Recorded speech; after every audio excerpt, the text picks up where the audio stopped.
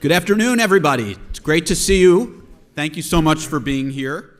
My name is Darren Reesberg. I'm the president here at Hartwick College, and it's just wonderful to have you all with us today, as the success of our endeavors is certainly premised on our relationship with the community here at Hartwick and the community that surrounds us. And I want to offer a particular thanks to the many public servants in attendance today who have been beyond generous, sharing their knowledge and time with all of us at Hartwick as we've looked to build this Institute for Public Service, and who generally inspire all of us with their work. It's a dangerous practice to specifically reference some of those who are here because I'm bound to leave some out, but I'll do my best, and just raise your hand, or you can call me to the carpet afterwards if I've forgotten you. But we have two members of the State Assembly here with us. We have our Representative Miller here, and we want to thank you for being here. And we also have Jen Lunsford, who is our special guest tonight, and I'll introduce Jen in more detail momentarily. We have former State Senator Jim Seward here.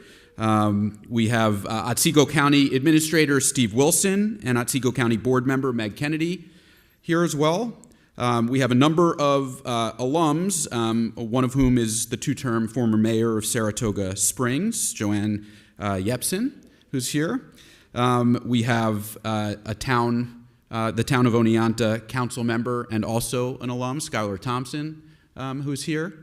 And as I said, I know I'm leaving others out. I also want to welcome a number of individuals who we know are watching over live stream, including Stephen Green, Terry Shapiro, Judy Friedman, Ambassador George Bruno, and Trustee Steve Epstein. So today, we are formally launching the Hartwick Institute of Public Service, which is a nonprofit, nonpartisan regional political institute dedicated to state and local government, civic engagement, and legal studies. Our goal is to collaborate with local, county, and state governments, as well as not-for-profits, to develop solutions to challenges facing our region and to make our region an even better place to live, to attend college, and to build a career. By having our young people more engaged with local government, they are also gaining valuable experience, learning about different career options, and developing the skills they need to be engaged citizens and public servants in their communities. In brief, this is Hartwick's concrete way of strengthening our democracy. And I would like to ask the three co-directors of the Institute, Professors Matt Chick, Professor Laurel Elder, and Professor Zach McKinney, to stand up.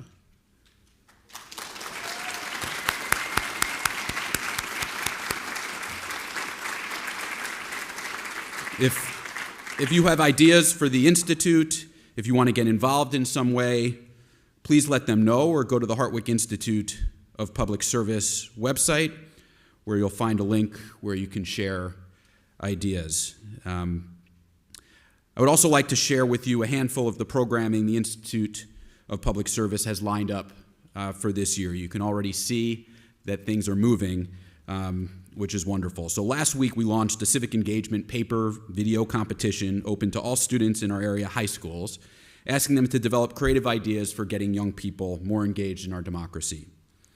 This competition will culminate in a student panel featuring high school and college students and an award luncheon here at Hartwick in January.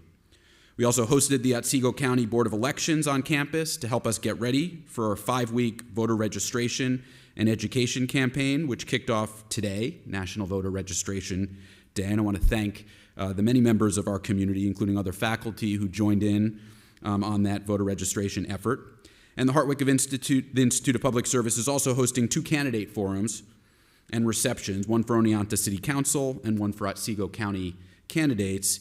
And notably, all of these programs are being funded by a grant from the Community Foundation of Otsego County, whose leader, Jeff Katz, is here today. And I just want to thank Jeff for all the support from the foundation.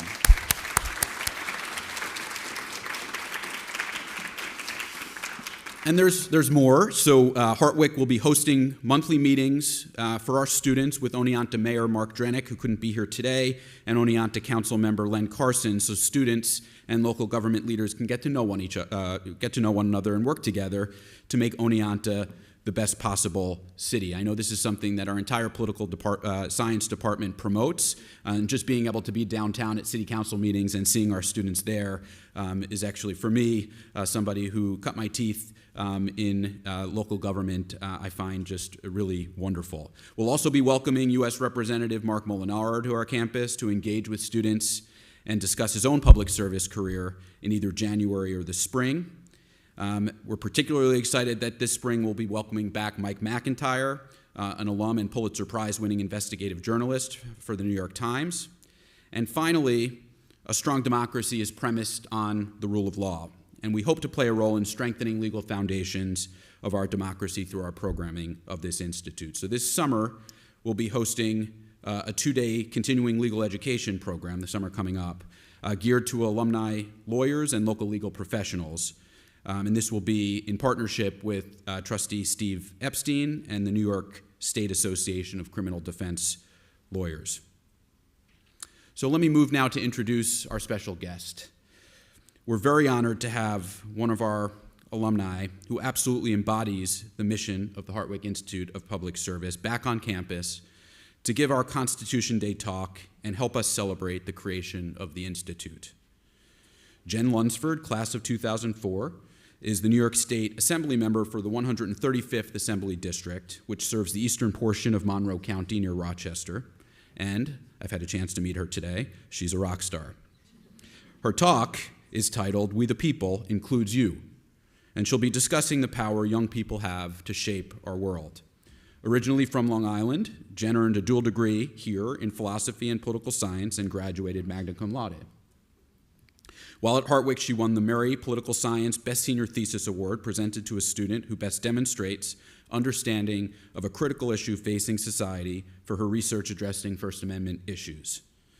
While at Hartwick, she was also nominated by the Political Science Department for the prestigious John Christopher Hartwick Scholarship. She helped found the college's chapter of philosophy and served as Vice President of Judicial Affairs for the Student Senate.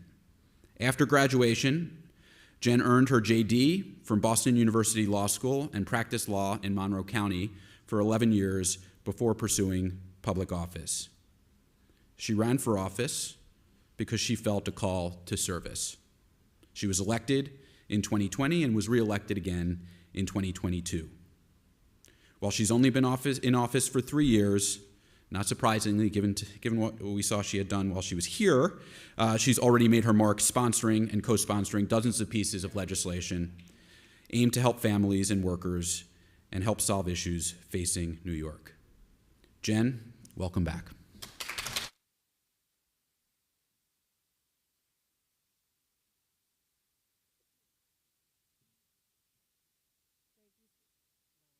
Thank you. Thank you so much to President Riesberg, to the many political science faculty who have shown me all the cordialities I could have expected from Hartwick. It has been a pleasure to be back on campus. It smells the same. I don't know, like it's really weird, especially the Commons. Like it's a very intense sense memory for me.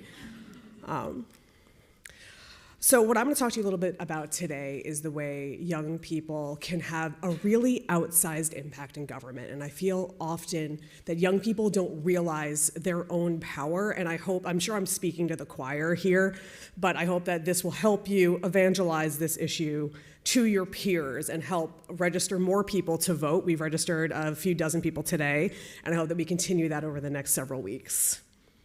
I'm going to start here. So I came to Hartwick in 2000, and I was very excited that that was a presidential election year.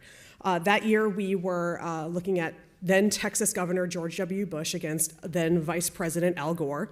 And I got my absentee ballot, and I filled it out, and I was so excited. And I waited, and Election Day came and went, and there was no outcome. Then weeks, months went by, and there was still no outcome.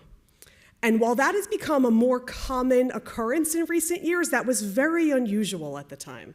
The issue was that there was an unusually high number of challenged ballots out of the state of Florida. Some of you may have heard about hanging chads. That was the hanging chads year. And we were watching and waiting for this outcome. And on December 12th, so consider that this election was decided on December 12th, 2000, the Supreme Court ended the recount, effectively handing the election at that time to George W. Bush. And I had voted for Al Gore, as had the majority of Americans. He won the popular vote. So to have that election go to the person who did not win the popular vote was really jarring for me as a college freshman. It felt incongruous with how I believed government should work. And that was only the fourth time in history that had happened. It's really weird that it's happened twice in like 20 years. But it left me with a bad taste in my mouth. And I think it left a lot of my college colleagues with a feeling that government wasn't working the way it was supposed to work, even though it did. That's how the Electoral College worked. It had happened before. But it felt bad. I had cast my vote, as had the majority of Americans, and the outcome was decided by 5 people in the Supreme Court.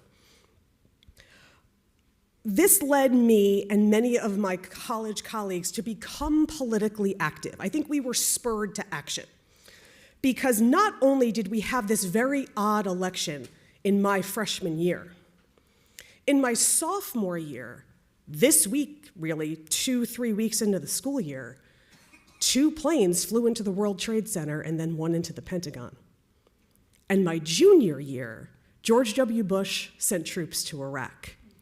My entire college experience was held up by these tent poles of historic, generational political upheaval. And it really shaped the way I saw the world at a very formative time in my young adulthood. And that experience was felt by many young people in my generation. We were zennials, elder millennials. We were analog children who grew up into a digital world along with this new technology that was completely remaking our society.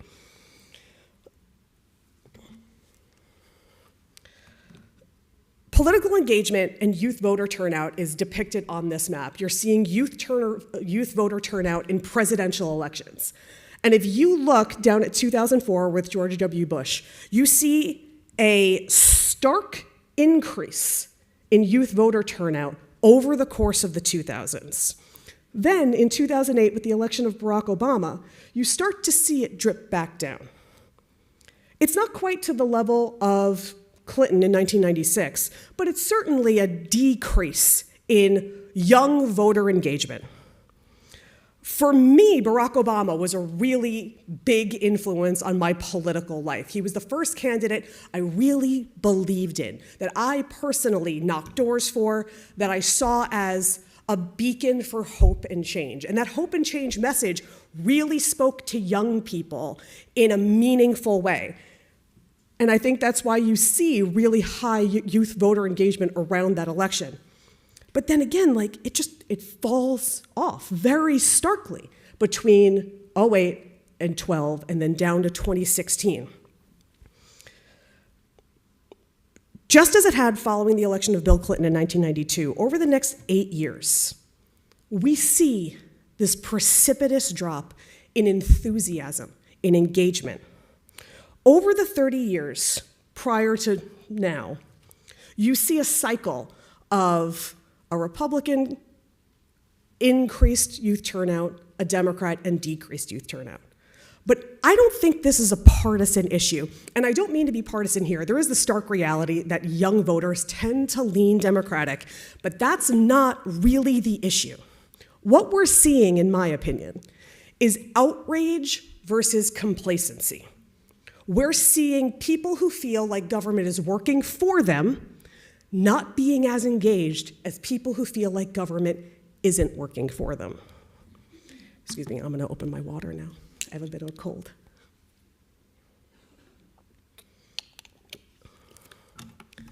This is the same map, but I've changed some of the markers here. Look at 1972, when youth turnout is at its absolute highest. An interesting thing happened in 1972. We gave young people the right to vote. The 26th Amendment had passed, giving 18 to 21-year-olds the right to vote. Prior to that, 21 had been the voting age. The 26th Amendment was ratified just prior to this election. During World War II, the draft age was lowered from 21 to 18, sparking a cry from young people that if they were old enough to fight, they were old enough to vote.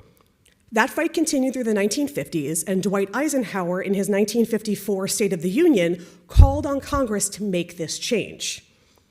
Then we enter the 1960s, where voting rights was a huge issue, but primarily for Black Americans, and that was at the forefront of the conversation. It wasn't until 5 years after the Voting Rights Act passed in 1965 that we really began to see movement from Congress, who in 1969 it would have been, passed legislation to lower the voting age in all federal, state, and local elections to 18. Thing is, the Supreme Court in Oregon v. Mitchell said they don't actually have the right to do that. They can control the voting age in federal elections, but the age for state and local elections is a matter for the states. If they wanted to change the voting age in all elections, they were going to have to do that by a constitutional amendment, which they did. At the time, Richard Nixon was getting ready to run for his first re-election, and there was a lot of concern that this confusion with the Supreme Court was going to cause confusion in the voters about who could vote when. So, Oregon v. Mitchell was decided in 1970, and the Constitution was changed in 1971. They did it in 1 year. So anyone who tells you that it takes a long time to do it, and we can't change the Constitution that quickly, well, if they're motivated enough, we can. So clearly, 1972, there was a lot going on to motivate young people. They had just been given the right to vote. People who didn't think they were going to be able to vote in that election were able to. That's really exciting. But something else was going on. The Vietnam War was still raging. There had been a decade of civil rights and Vietnam War opposition to engage young people in a way they hadn't been engaged for decades, that was inspiring people to get involved in government. And I think what we're seeing here is the culmination of the 1960s and the Vietnam era and the 26th Amendment to create the highest voter turnout that we have in our, I think, recorded history of youth voter turnout. I don't know that we have youth turnout numbers from Abraham Lincoln's election, but. And again, I don't think it's a matter of political affiliation, because what you see following 1972 is a precipitous drop in youth engagement through the Ford administration and then Carter and then Reagan. But that's also a period of intense economic growth. The Reagan years, while there was a recession at the beginning, was the longest period of peacetime economic growth in our history. People had jobs, the middle class was thriving, people were optimistic. All of our sci-fi movies were good. They were like about E.T. and nice things happening. You can usually tell the pulse of the populace by whether we have dystopian sci-fi movies or Back to the Future sci-fi movies. Then we enter the 90s. As we hit the bottom, it's hard to see here, but the 43.8% in 1988, that was the election of George Herbert Walker Bush. People, I think, were just on autopilot. Everything had kind of been going well. No one was really upset with the government about anything. But then H.W. took us into war in Iraq. And despite the fact that he had a 91% approval rating following that, I think that woke a lot of people up to what our government was doing when we weren't paying attention. And by 1992, we had hit a recession. People were not doing as well. The jobs were drying up, interest rates were high, and there was discontent amongst the voter base. So that's when you see the election of a young, hip, saxophone-playing Bill Clinton, who went on the late night shows, which was a really revolutionary thing at the time. He went on Arsenio, he went on Johnny Carson, and he engaged young people very directly in a way young people had never really been talked to before. And I think that that was a really big wake-up call for youth. Sorry, I'm gonna keep drinking this water, I apologize.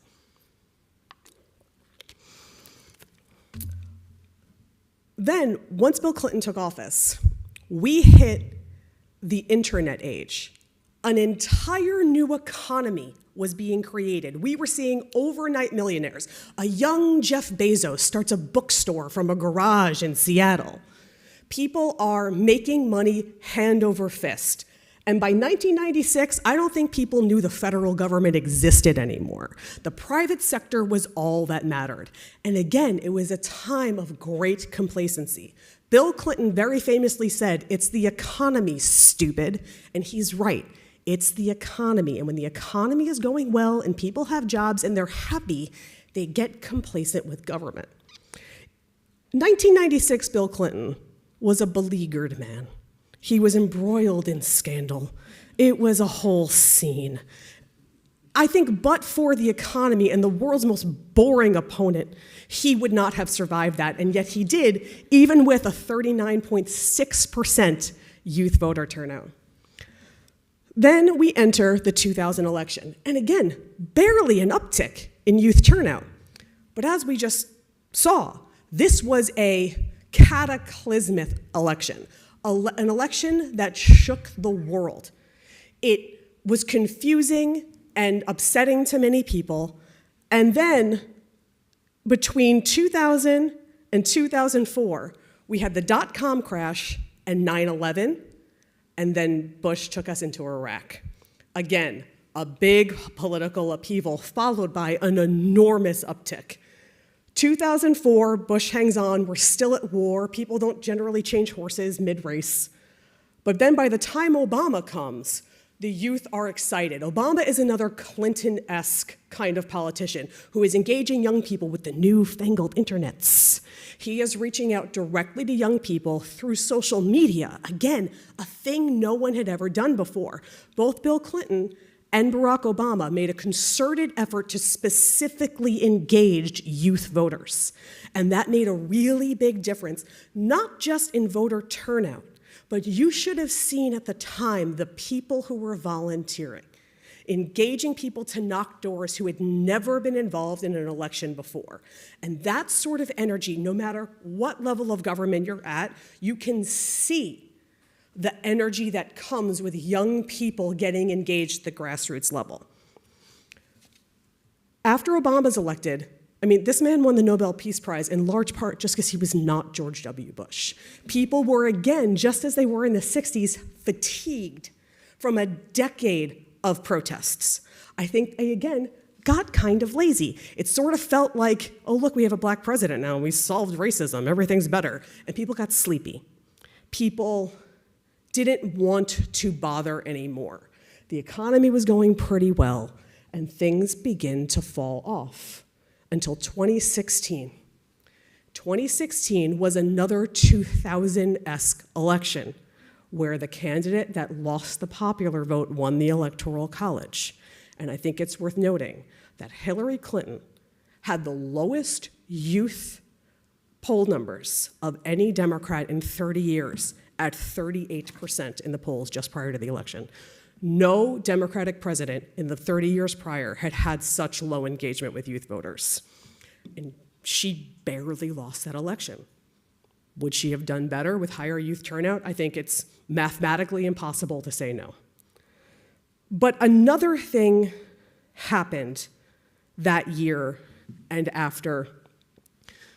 I just label the period after this chaos. There was not enough room to write all the things that happened between 2016 and 2020 that would have maybe spurred some people to political engagement.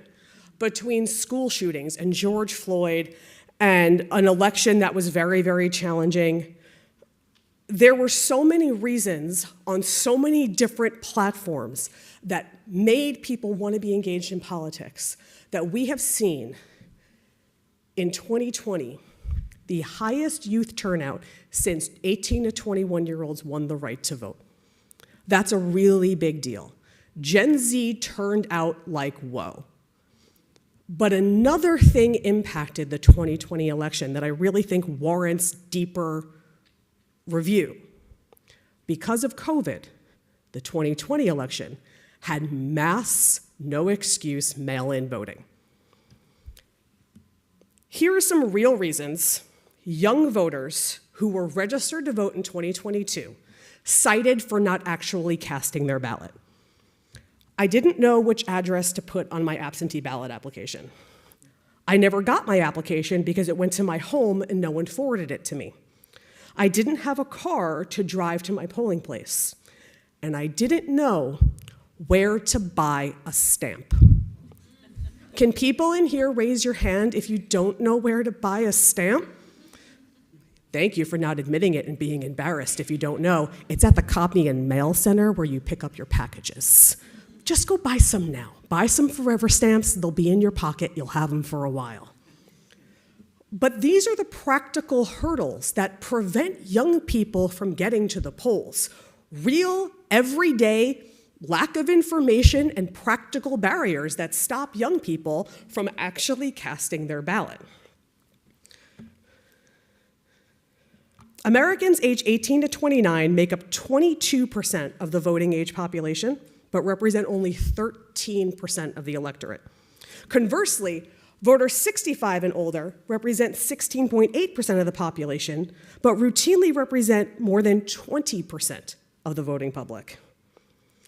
Gen Z in 2022, that was the first year, the 18 to 24 voting cohort was made up entirely of Gen Z.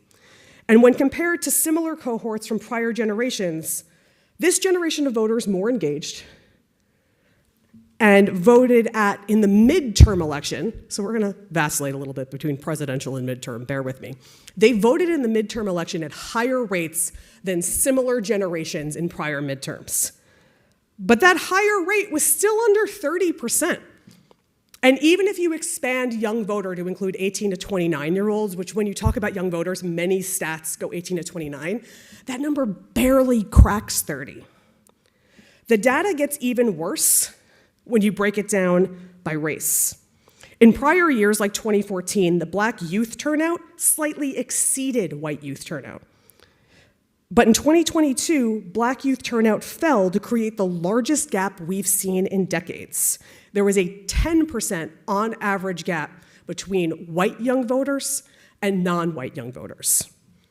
Educational attainment is also an enormous predictor of vote fall-off, with people with bachelor's degrees voting at a 30% higher rate than those without bachelor's degrees.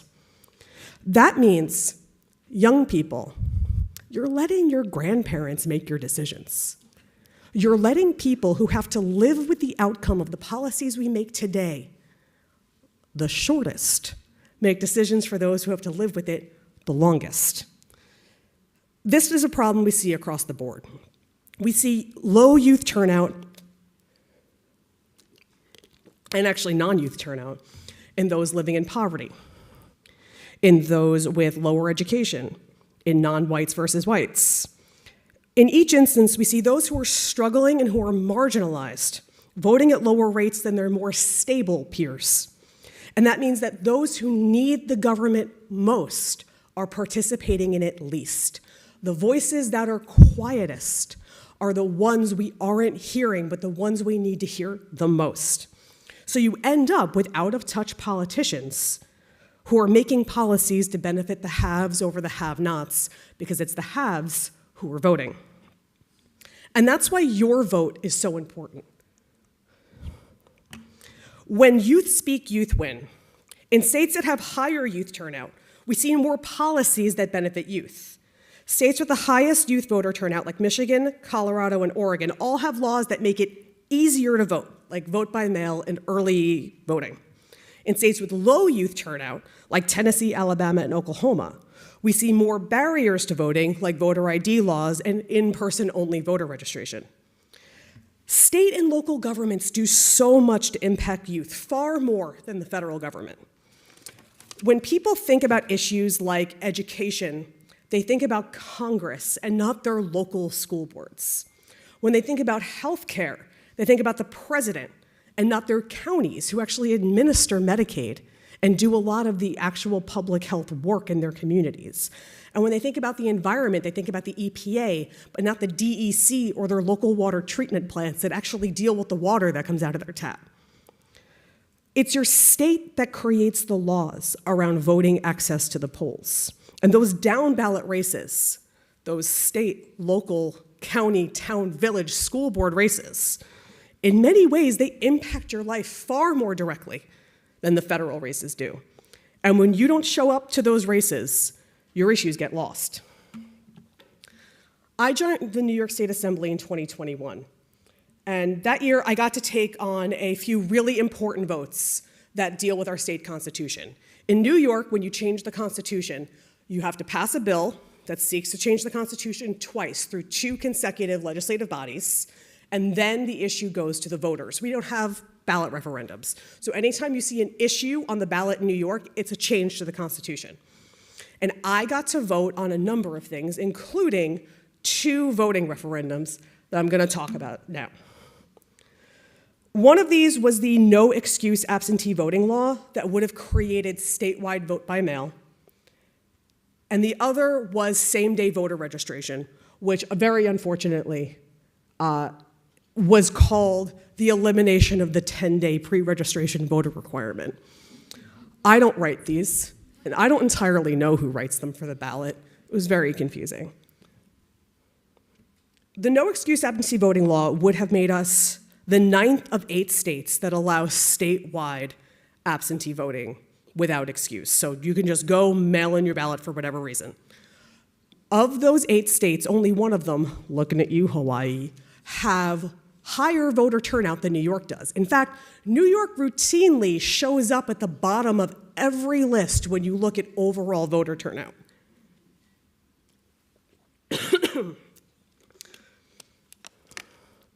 Same-day voter registration, also, when you look at states that have high voter turnout, particularly youth engagement, is incredibly important because there are people who don't realize they're not registered, who don't realize that they have moved, who don't realize that they went on the inactive list, and they don't find out until they show up at the polls.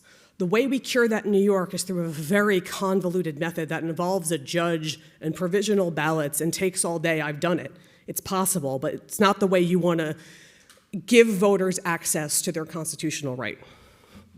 Both of these proposals were designed to increase voter turnout, but they would have had their biggest impact on youth, minorities, people with disabilities, and those living in poverty, all of whom suffer from practical hurdles that aren't as big of an issue in other demographics.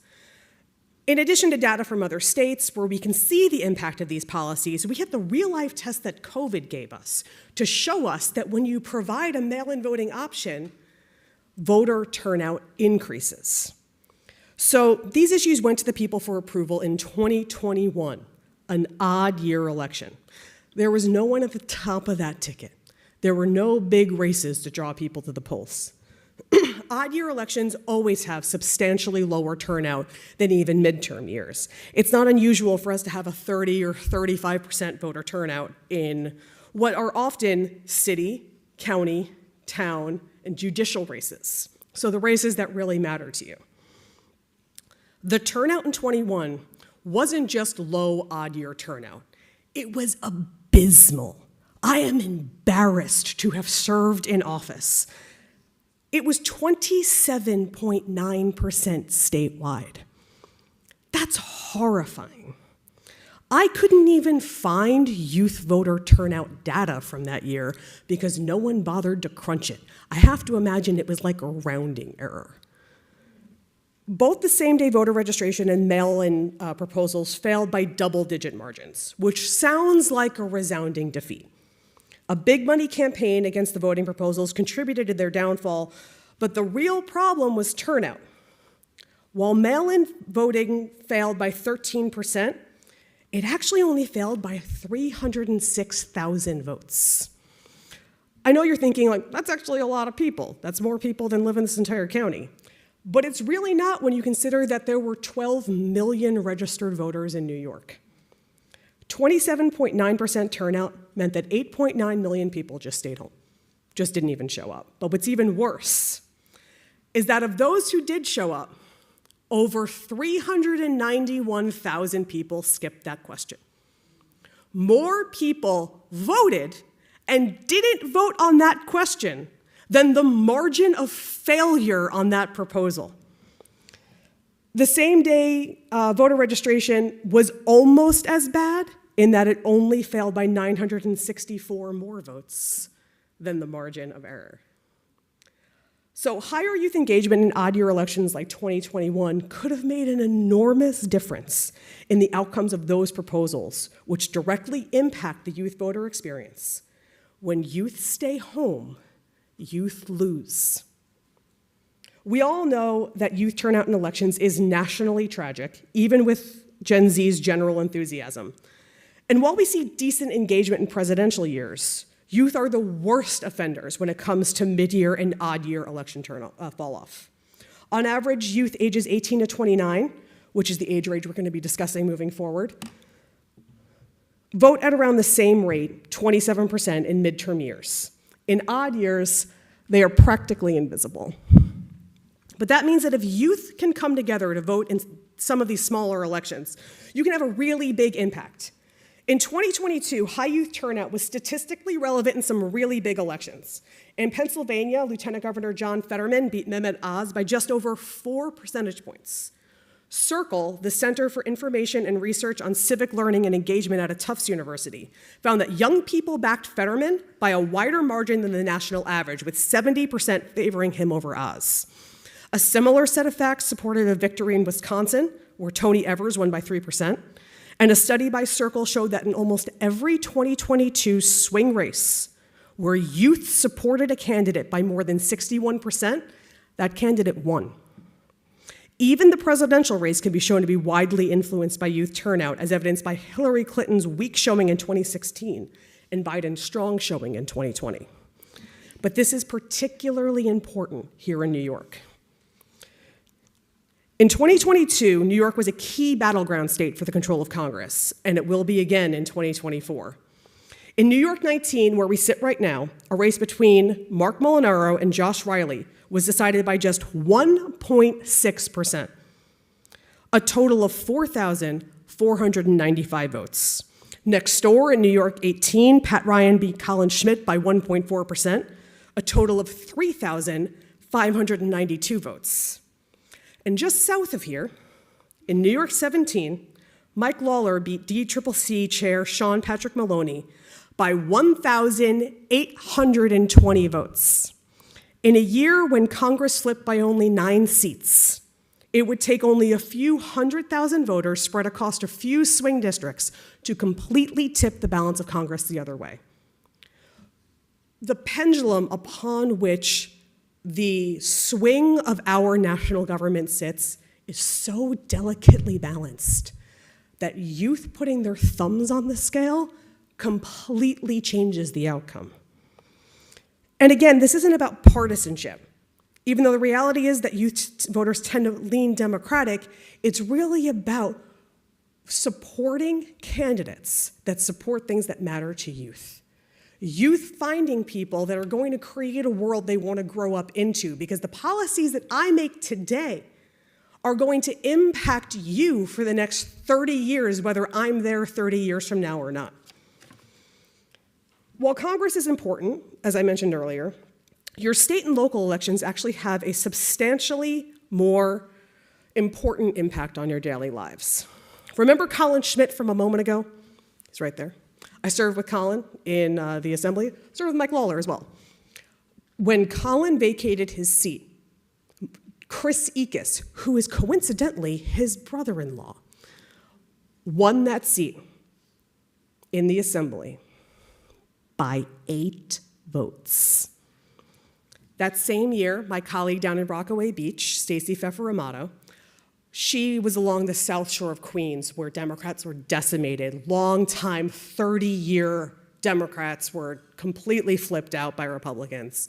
But Stacey held on. After several recounts and 2 lawsuits, Stacy won by 1 vote. Literally 1 vote.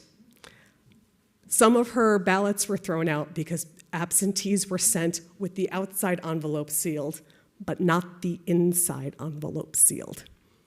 Your vote is very important. Sign and seal all your envelopes. But my point is that your voice, literally yours, can make or break an election.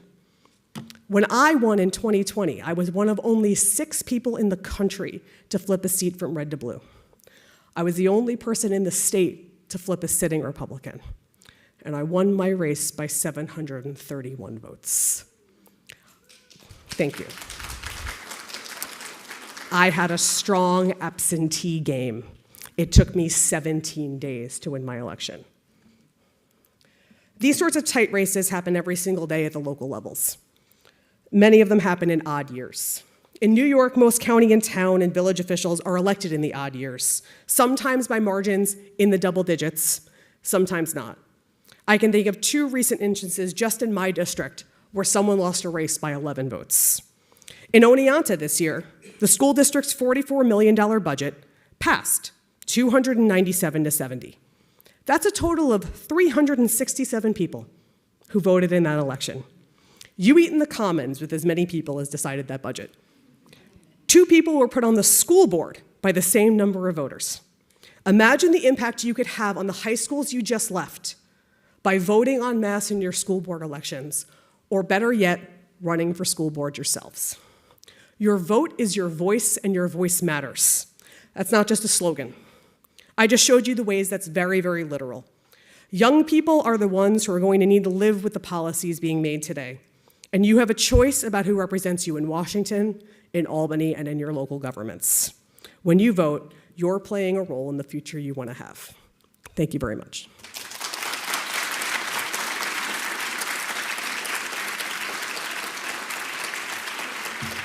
Okay.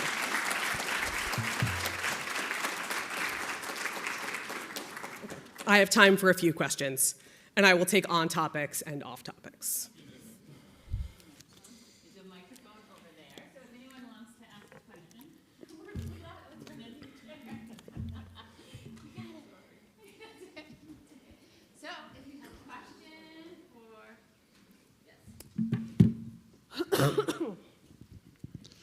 Hello, Paul Hibernick. I work here as the executive director of Campus Vibrancy and College Events. I'm also in the same generation, graduated in 2004.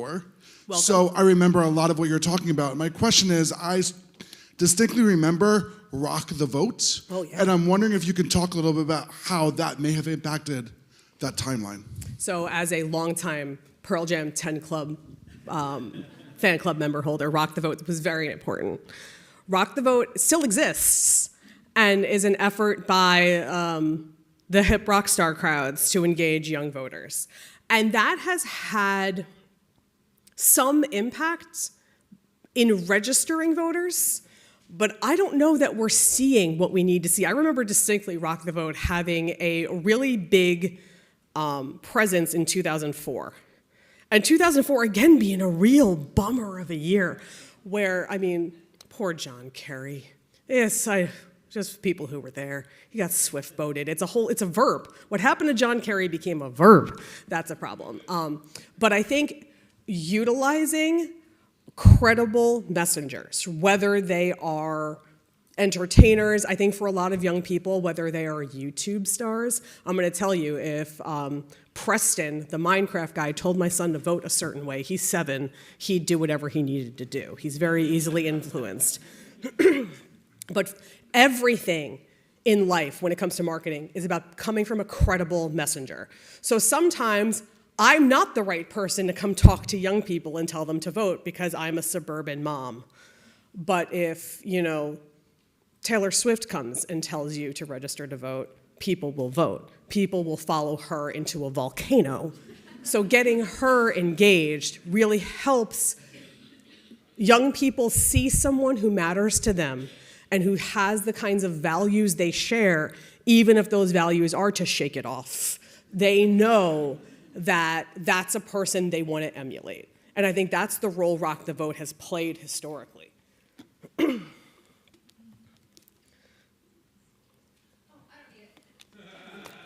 There you go. No one's ever told me to speak up. My name's Danielle, and I'm a former field rat. So I used to do a lot of field work on campaigns and community organizing work. And looking at those elections, it seems as though they were decided by the field margin. But I feel as though, especially with all of the tumult, people are more afraid to go door to door and make those phone calls and are more reliant on social media. Do you feel like that has actually tipped the scales negatively for Democrats in Congress? Well, not state, local, and Congress. Well, I think nothing replaces human contact. When we talk about field, what she's talking about is the actual voter turnout effort, and which generally has two components, phone and door knocking. When you are a candidate, nothing replaces your face. There is nothing more valuable I can do to get reelected than show up at people's doors and knock them. But during COVID, I ran in 2020, and that was a rough year. I normally, in other elections, I knocked thousands and thousands of doors a year. I maybe got 1,000 in before things got too bad in 2020, and I had to run heavily on phone and social media. And the thing about social media is, for a relatively low cost, I can target you like a scalpel. I know that you vote only in presidential years and that you donated to Planned Parenthood and the Amazon rainforest, and I can hit you 12-1 with repro and environmental ads versus your counterpart who lives in your house and has the same ISP. I can see you. And while that has a billboard effect, while you see my name and I have name recognition and that matters, nothing replaces someone, especially someone you know, saying, I know her and she's great and you need to vote for her. I think COVID, more so than animosity, has driven people off of field. It has been very challenging. Last year was the first time I had to pay for field because we couldn't get the volunteers we needed. I think people are just hesitant to go door to door still. And that is absolutely making it harder for grassroots people to get off the ground who rely heavily on volunteer campaigns, people who are in more marginalized communities who generally rely on a big grassroots effort to get out. And it's allowing more moneyed, more established candidates to run the field because they can pay for it. But I think the kinds of people who are afraid to interact with humans were always afraid to interact with humans. No, what's interesting though? No one's ever mean to me at the door. No one's ever mean to my face. They talk a big game online, but they get me to my face and they're just like, thank you. And they take the worst thing that's ever happened to me is someone opens their window, sees it's me, and then doesn't answer the door. And I'm like, you saw me, stop it. One time a guy was like, I am familiar. And that's the rudest anyone's ever been to my face. Because no one's actually rude to the candidate. People are sometimes rude to the volunteers. No one's rude to me. One time at a parade, someone went like this. It's very mild. All right. Other questions? We probably have time for one or two more. Okay,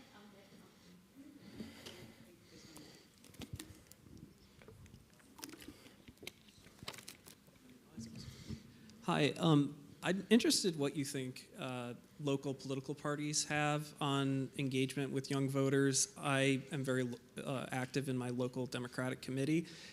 I'm also the youngest person on there, and I'm an elder millennial, I think. Yeah. So, but this is where candidate recruitment happens. This is where leadership development happens and capacity building. And again, there's hardly any Gen Z members of the Democratic committee.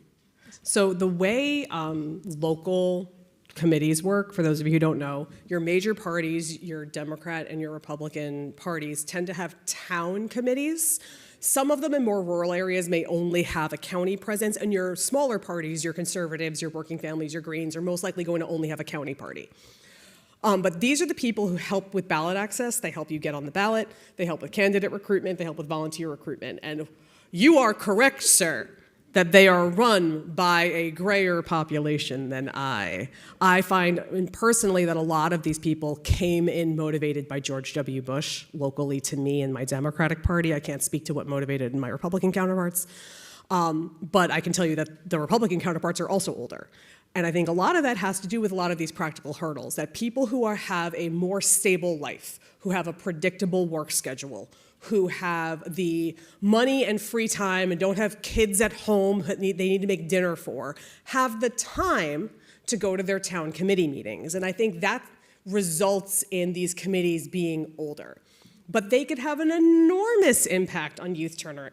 I think we need to start engaging at the high school levels and get more kids engaged there to see what impact they can have. When I talk to high schools, you'd be surprised how often I talk to regular middle-aged people. They don't know what a state assembly person is. They don't know what a county legislator is. And I talk to kids in civics classes. I talk to kids who are being taught about government, and they don't know how their local governments work. But we really do need to figure out a way to create an organization that works for the lifestyles that younger people have, which, if you look at the success of social media sites, if you look at Reddit, why does Reddit work? And people may be like, you're 4,000 years old on Reddit, but trust me, it's atemporal. It is not locked into a particular time. People access it at their leisure. If 3 a.m. works for you or 3 p.m. works for you, that's when you can access it. We need to figure out ways to give people access to resources to help them get involved that are not based on showing up at the rec center community room at 7 p.m. on a Tuesday.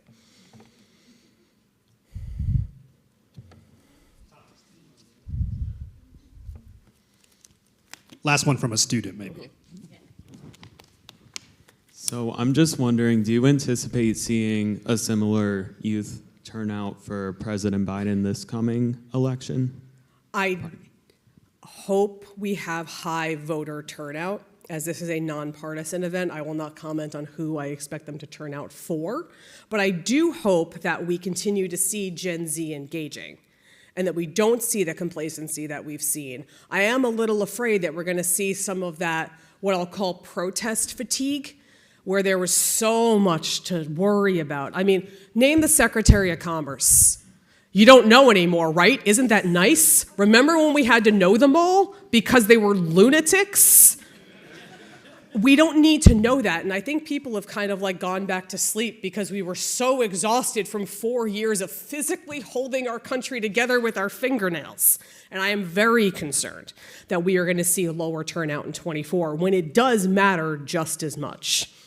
We can talk specifically about more political things when I am not standing at this podium, but I am optimistic from what I've seen from Gen Z, who I think more so even than me, had a challenging young adulthood where some things happened that have caused them to be engaged in government. And I hope that, like my generation, you remain engaged, because otherwise you will again have your grandparents making your decisions, and we saw what happened when they did that. So we're going to end it there. I want to first, before we give applause, I want to invite everybody to a reception that we're having. It's right outside in the back. We have some great hors d'oeuvres and drinks, and hopefully you can stay and enjoy them. And with that, I hope you will join me in thanking our special guest, Assembly Member Jen Lunsford.